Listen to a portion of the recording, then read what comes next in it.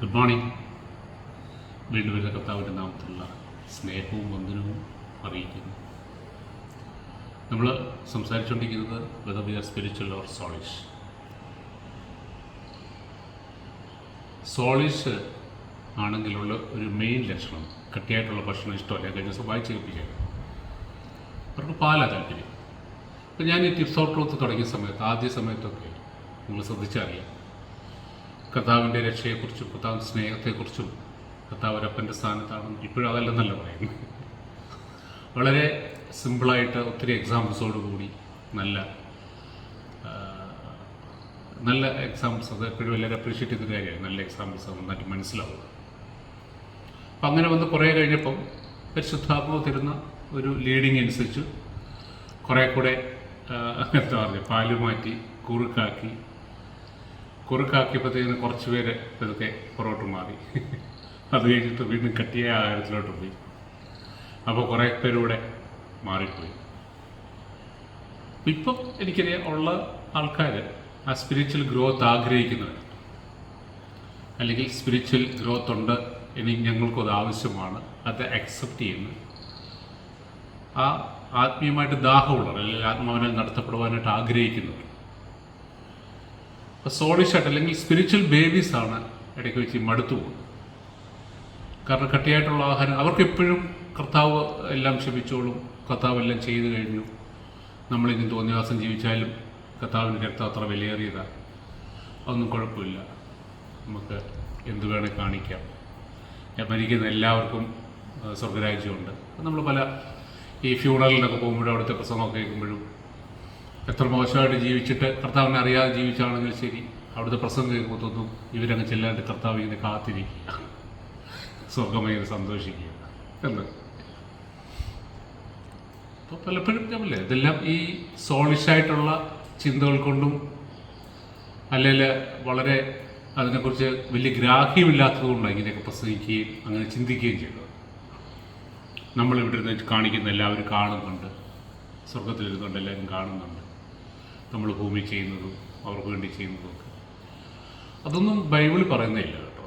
അങ്ങനെ നമ്മൾ മരിച്ചു കഴിഞ്ഞാൽ പിന്നെ അവർ നിദ്രയിലാണ്, അല്ലെങ്കിൽ അവർ പർദീസയില്ല, അവർക്ക് ഭൂമിയുമായിട്ട് പിന്നെ ഒരു ബന്ധവുമില്ല. കാരണം ബൈബിളിൽ എങ്ങും പറയുന്നില്ല. അവർ വേറെ ഒരു ലോകത്ത്, ഭൂമിയുമായിട്ട് യാതൊരു കണക്ഷനില്ല, അവർക്ക് നമ്മളൊന്നും തിരിച്ചറിയാൻ പറ്റില്ല, കാണാൻ പറ്റത്തില്ല, ഇവിടെ നടക്കുന്ന കാര്യങ്ങളൊന്നും അറിയുന്നുമില്ല. അപ്പോൾ നമ്മൾ വളരെ നമ്മളൊക്കെ സാധാരണ ആൾക്കാർ പറയുന്നത്, ഇപ്പോൾ ലാസർ നരകത്തിൽ കിടന്നപ്പോൾ പറഞ്ഞു ഭൂമിയിൽ എൻ്റെ സഹോദരങ്ങളുണ്ട്, അവരുടെ അടുത്തോട്ട് പ്രവാചകൻ അയക്കണം. ലാസർ ഭൂമിയിൽ നടക്കുന്ന കാര്യം കണ്ടിട്ടല്ല പറഞ്ഞത്. ലാസറിന് അറിയാം എൻ്റെ ഗതി ഇതാണെങ്കിൽ എന്നെക്കാട്ടി കഷ്ടമായിരിക്കും എൻ്റെ സഹോദരങ്ങളുടെ ഗതിയെന്ന്. കാരണം അവിടെ നിന്നാണ് ഇങ്ങോട്ട് വന്നത്. പക്ഷെ ലാസറിന് അവരെന്താ ചെയ്തുകൊണ്ടിരിക്കുന്നത് കാണത്തൊന്നുമില്ല. ലാസർ ആ ഒരു ബോധ്യം വെച്ചിട്ട് തൻ്റെ പാസ്റ്റ് ഓർത്തിട്ട് ലാസർ പറഞ്ഞതാണ്, അവരോടെങ്കിലും ഒന്ന് അറിയിക്കണേ, ആരെയും ഇവിടുന്ന് വിട്ടിട്ട് എൻ്റെ ഗതി നിങ്ങൾക്ക് വരല്ലേ എന്ന് അറിയിക്കണമെന്ന്. അതിൻ്റെ അർത്ഥം അവിടെ ഇരുന്നുകൊണ്ട് ഇവരെല്ലാം പറഞ്ഞുകൊണ്ടിരിക്കുകയെന്ന്, അവർ കണ്ടുകൊണ്ടിരിക്കുകയാണെന്നല്ല. അത് ബൈബിൾ ശരിക്കും പഠിക്കും. വചനം പരിശുദ്ധാത്മാവിന്റെ സഹായത്തോടെ നമ്മൾ ഗ്രഹിക്കുമ്പോൾ നമ്മുടെ ഒത്തിരി തെറ്റിദ്ധാരണകൾ മാറും. നമുക്ക് ഇവിടെ നിന്നൊക്കെയോ കിട്ടിയ കുറേ റോങ് ഇൻഫർമേഷൻസ് ഉണ്ട്. അതിപ്പോൾ എവിടെ നിന്നാണെങ്കിലും അതിൻ്റെ സോഴ്സ് ഏതാണെങ്കിലും ഇഫ് ഇറ്റ്സ് നോട്ട് ബിബ്ലിക്കൽ അതെടുക്കാനുള്ള ബാധ്യത നമുക്കില്ല. കാരണം ദൈവവചനത്തിനോട് യോജിക്കാത്ത ഒരു ഡോക്ട്രിൻസും കർത്താവ് അംഗീകരിക്കത്തില്ല. കർത്താവ് നമുക്ക് ആ ഫൗണ്ടേഷൻ തന്നിട്ടുണ്ട്. യേശുക്രിസ്തു എന്ന ഫൗണ്ടേഷൻ, കർത്താവും അപ്പസ്തോലന്മാരും അല്ലെങ്കിൽ പരിശുദ്ധാത്മാവിന് നൽകപ്പെട്ട ദൈവവചനം ഒരു ഗൈഡ് ലൈനായിട്ട് നമുക്കുണ്ട്, വെളിച്ചമായിട്ട് നമുക്കുണ്ട്. അതിൻ്റെ അടിസ്ഥാനത്തിൽ വേണം നമ്മൾ എല്ലാ കാര്യങ്ങളും അറിയാൻ, ആത്മീയമായിട്ടുള്ള കാര്യങ്ങൾ വിവേചിക്കണമെങ്കിൽ നമ്മൾ ദൈവവചനം അറിഞ്ഞിരിക്കണം. അതിനായി ഞാൻ വീണ്ടും ദൈവവചനം വായിക്കണം വീണ്ടും റിപ്പീറ്റ് ചെയ്യുന്നു. അത് നമ്മൾ സ്പിരിച്വൽ ആണെങ്കിൽ നമ്മൾ ആ ലേഖനങ്ങൾ വായിക്കും, എപ്പിസോഡ്സ്. നമ്മൾ സോളിഷ് ആണെങ്കിൽ നമ്മൾ ഈ സങ്കീർത്തനവും അല്ലെങ്കിൽ സുവിശേഷങ്ങളും നമുക്ക് ഇഷ്ടപ്പെട്ട ഭാഗങ്ങൾ വായിച്ചുകൊണ്ടിരിക്കുന്നു. ഞാൻ നമ്മളെ ഭയങ്കര എപ്പോഴും കംഫോർട്ട് ചെയ്തുകൊണ്ടിരിക്കുന്ന സ്തുതിക്കായിട്ടുണ്ട്.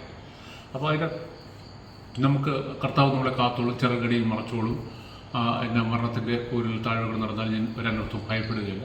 അതിൽ നമുക്ക് ആശ്വാസമല്ല ആവശ്യം. പക്ഷേ അതുകൊണ്ടൊന്നും സ്പിരിച്വൽ ഗ്രോത്ത് ഉണ്ടാകത്തില്ല.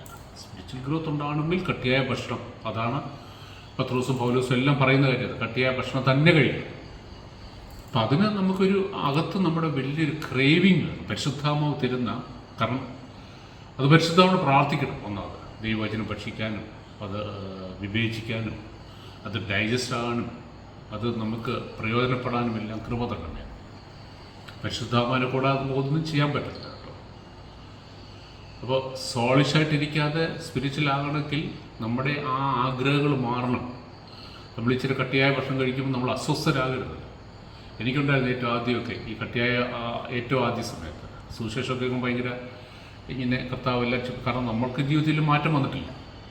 സ്പിരിച്വൽ ബേബീസ് ഞാൻ പറഞ്ഞു, അത് ജഡീയ മനുഷ്യരെ പോലെ തന്നെ. നമ്മൾ രക്ഷിക്കപ്പെട്ടു എന്നുള്ള വ്യത്യാസമുള്ളൂ, പക്ഷേ ലോക മനുഷ്യരായിട്ട് വലിയ വ്യത്യാസം നമുക്ക് വന്നിട്ടില്ല. കാരണം സ്പിരിച്വൽ ഗ്രോത്ത് ഉണ്ടാകും. അപ്പോൾ ആ സമയത്ത് നമുക്ക് എപ്പോഴും ഇഷ്ടം എന്താ? കർത്താവെല്ലാം ക്ഷമിച്ചോളൂ. കർത്താവ് ക്ഷമിക്കാൻ മാത്രമായിട്ടിരിക്കുന്ന ഒരാളാണ്. കർത്താവ് സ്നേഹം മാത്രമാണ്. കാരണം എന്തുകൊണ്ടാണെന്ന് ചോദിച്ചാൽ നമ്മുടെ കയ്യിലൊരു പത്രം ബെസ്റ്റായിട്ട് നമ്മൾ അതിനെ എന്താ പറയുന്നത്, അതിനെ സാധൂകരിക്കും. കർത്താവിന് ഇതെല്ലാം അറിയാമല്ലോ, എൻ്റെ ബലഹീനത അറിയാമല്ലോ. അപ്പോൾ അതിൻ്റെ ഒന്നുകൂടെ അങ്ങ് കർത്താവിൻ്റെ അങ്ങ് സ്നേഹം കൂടും. എൻ്റെ എല്ലാ ബലഹീനതയും ക്ഷമിക്കില്ലേ. നമ്മുടെ ബലഹീനതകളുടെ ലൈസൻസ് അല്ലത് കേട്ടോ. കർത്താവിൻ്റെ കൃപയെന്ന് പറയുന്നത് പാപം ചെയ്യാനുള്ള ലൈസൻസ് അല്ല, അത് തുടരാനുള്ള ലൈസൻസ് അല്ല, അതിനെ ഓവർകം ചെയ്യാനുള്ള പവറാണ് കർത്താവിന് കഴിയും.